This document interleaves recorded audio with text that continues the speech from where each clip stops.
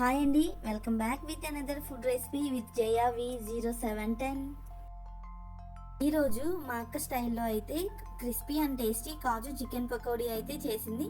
ఎలా చేయాలో మీరు కూడా చూసేయండి.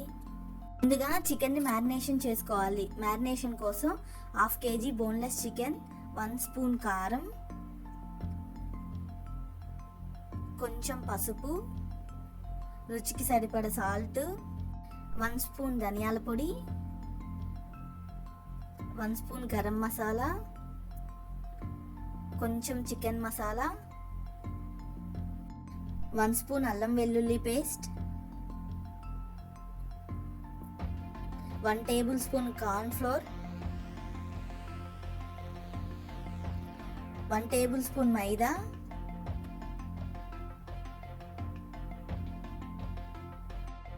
2 స్పూన్స్ ఆయిల్ వేసుకోవాలి. ఇవన్నీ బాగా కలిసేటట్టు బాగా కలుపుకోవాలి.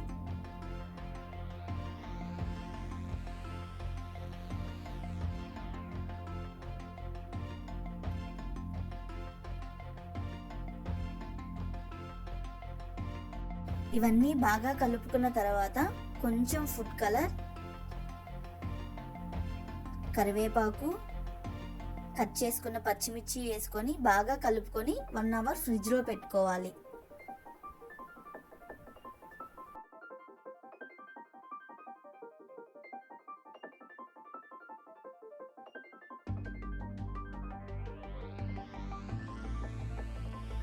తర్వాత ఒక ప్యాన్ తీసుకొని ఆయిల్ వేసుకొని ఆయిల్ హీట్ అయిన తర్వాత మనం ముందుగా ఫ్రిడ్జ్లో కలిపి పెట్టుకున్న చికెన్ని కొంచెం కొంచెం ఆయిల్లో వేసుకొని లో ఫ్లేమ్లో ఫ్రై చేసుకోవాలి.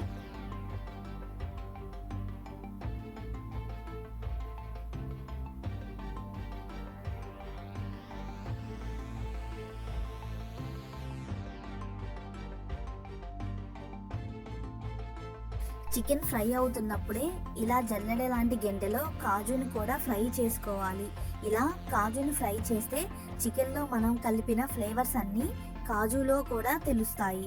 ఇలా ఎప్పుడూ ట్రై చేయకపోతే ఒక్కసారి ట్రై చేయండి. కాజు టేస్ట్ అయితే చాలా బాగుంటుంది. కాజు బాగా వేగిన తర్వాత ఒక గిన్నెలో తీసి పక్కన పెట్టుకోవాలి. చికెన్ని కలుపుకుంటూ క్రిస్పీగా అయ్యే వరకు బాగా ఫ్రై చేసుకోవాలి.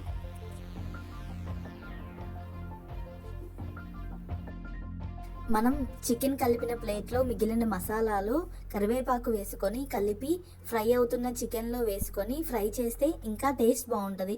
అండ్ అలాగే మన మసాలా కొంచెం కూడా వేస్ట్ కాకుండా ఉంటుంది.